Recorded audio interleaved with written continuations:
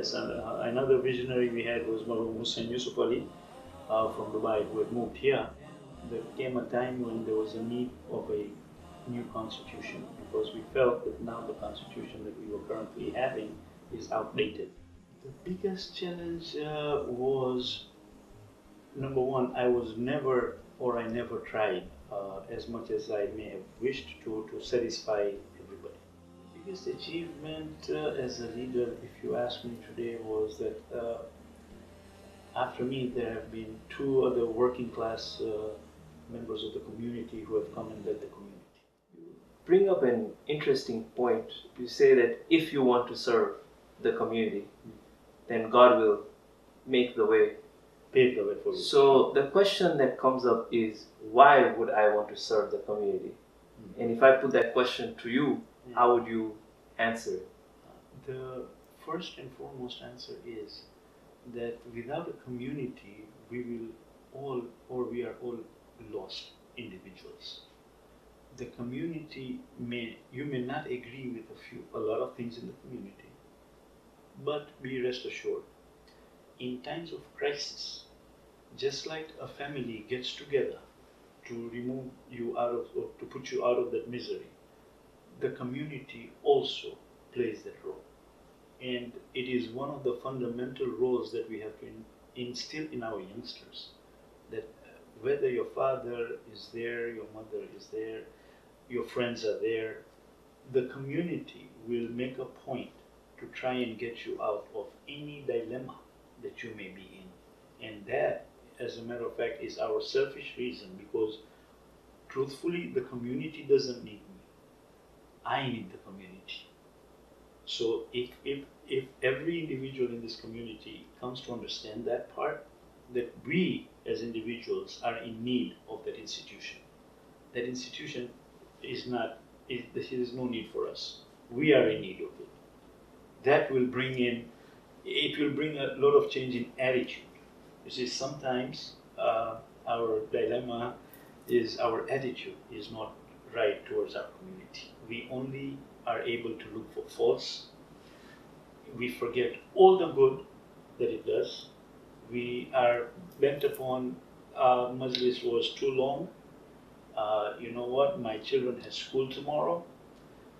Our religion, the biggest part about Islam, especially the Jafariya faith, is sacrifice.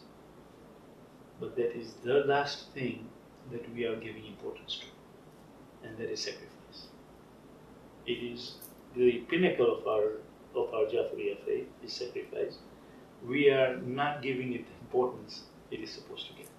So you talk about sacrifice for the community. You mentioned that the community doesn't really need you. You need the community because it's an extension of your family, right? They provide all the services for you, and you should sacrifice your time to be a part of that community.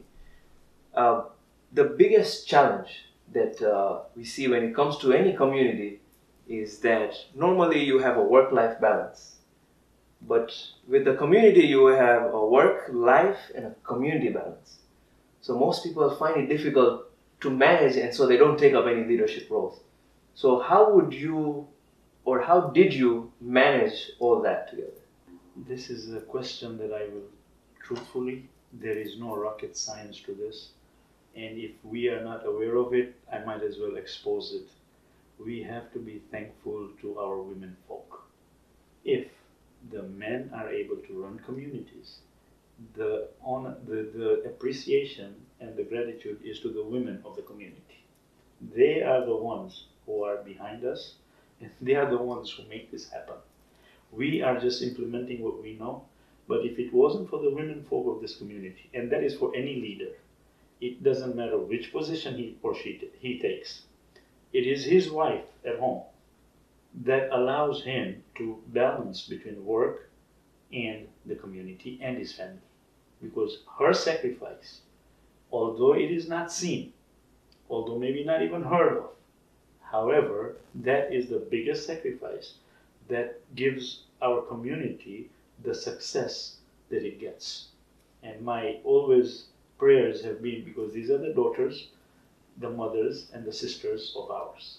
And they are the ones who actually are the engine which run these communities for us.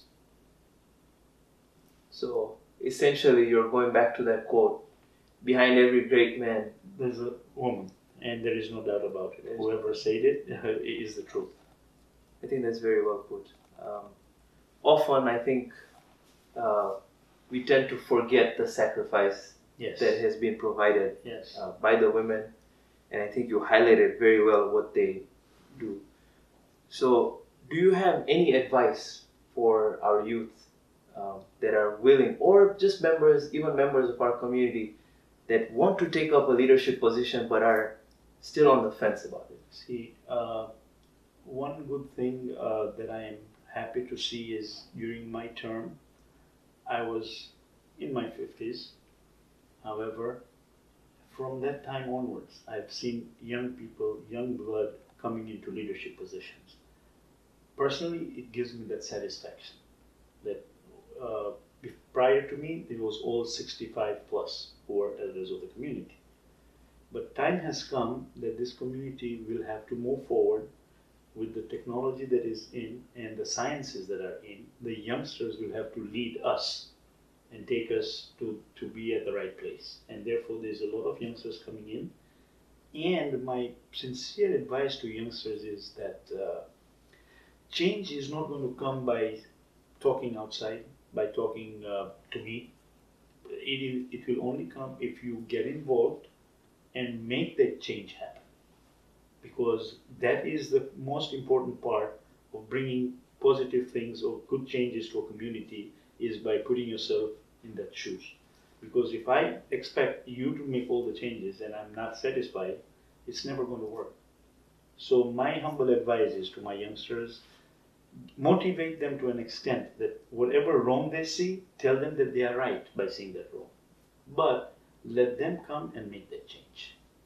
It's a sense of belonging. Yes. And wanting, not just speaking about it, but coming in. The reason we were the first committee that started this funding, that every family has to contribute something, so that we wanted, again, we wanted to remove that one family, two families, or three families are making this community.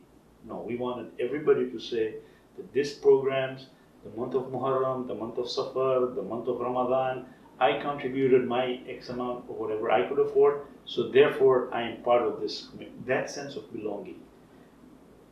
Again, every member does not want anything except justice.